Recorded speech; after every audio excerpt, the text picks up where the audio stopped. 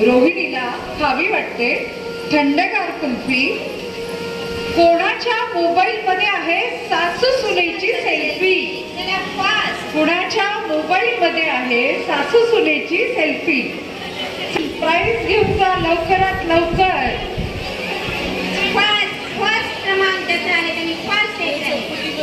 काळ्या म्हणजे सासू सुनेचं किती गोड नातं आहे याच्यावरून कळतं आपल्याला बाबा, सेल्फी वरून। नवऱ्याबरोबर मैत्रिणींबरोबर म्हणजे जितकी सासू मोबाईल मध्ये विनंती करते की त्यांनी छोटंसं बक्षीस। सासूबाई आल्या नाही का कार्यक्रमाला? हो ग, सासूबाई आल्या नाही का?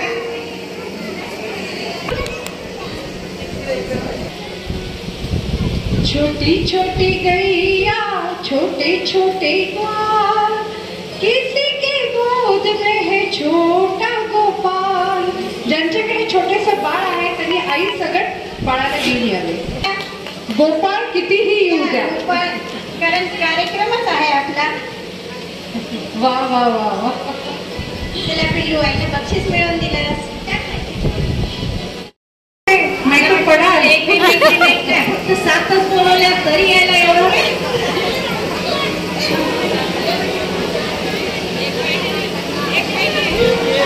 अजून एक मैत्रीण।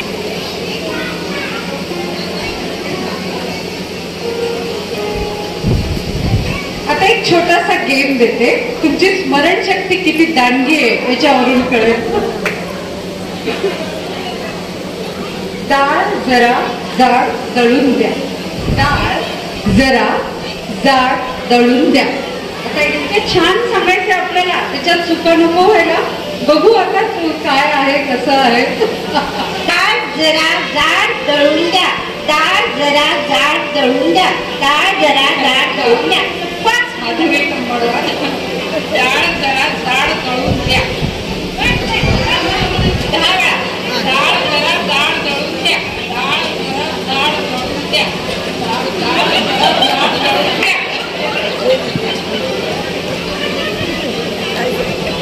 हो ज्योती सासरा, जरा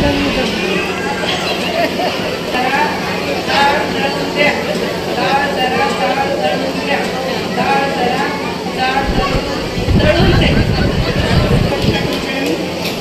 डाळ जरा जाड दळून द्या, डाळ जरा जाड दळून द्या, डाळ जरा जाड दळून द्या, डाळ जरा जाड दळून द्या, डाळ जरा जाड दळून द्या, डाळ जरा जाड दळून द्या, डाळ जरा जाड दळून द्या, डाळ जरा जाड दळून द्या, डाळ जरा जाड दळून।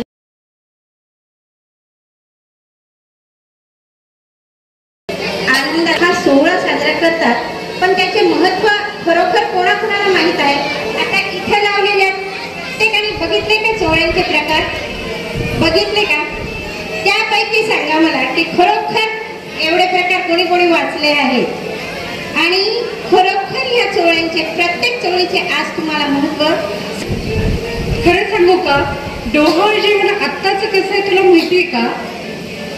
कसं आहे त्याच्यामुळे आता बघू की काय काय आपल्या लेकीचे डोहाळे।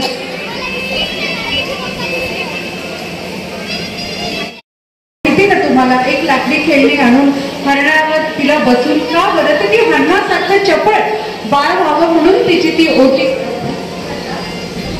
असते ती धार्मिक ठिकाणी म्हणजे मंदिरात जाऊन की आता बाबा तुझं बाळ आता 9 महिन्याचं झालेलं आहे आणि आता तुला देवाच्या कृपेची अत्यंत गरज आहे आणि ती देवाचं जे नामस्मरण करते ते नामस्मरण करतानाच ती ओटी भरल्या जाते.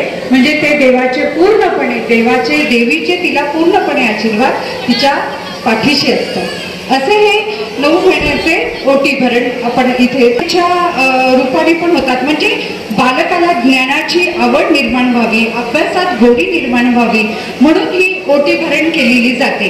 डोहाळे जेवणाचा उद्देश काय असतो की गर्भवती स्त्री आनंदी राहावी, बरोबर होणाऱ्या बदलांना तिने सकारात्मक दृष्टीने पाहिलं पाहिजे आणि ती आनंदी राहिली तर घर आनंदी राहिले तर समाज आनंदी राहिला तर देश. त्याच्यामुळे स्त्रीमध्ये जी विद्वत्ता आहे किंवा जी शक्ती आहे, मातृप्रधान शक्ती आपण का म्हणतो, मातृसत्ताक जी पद्धती होती घरामध्ये, खरंच ती चांगली होती. तिचे काय हे सर्व घर एकत्र कुटुंब पद्धत ही फुलून राहते. हो की नाही ग? खरंच आहे. आज ह्या डोहाळजेवणाचे महत्त्व सगळ्यांना कळाले असेल. डोहाळजेवण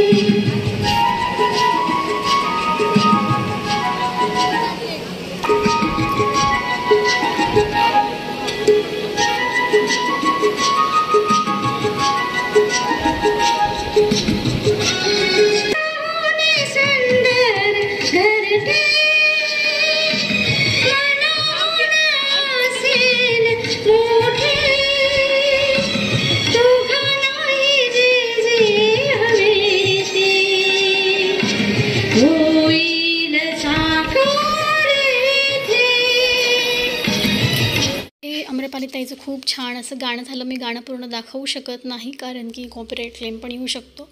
तर वेदांत आणि रोहिणी झोक्यावरती बसले होते आणि त्यांचं औक्षण आम्ही सगळ्या केलं, घरच्या बायकांनी सगळ्यांनी मिळून.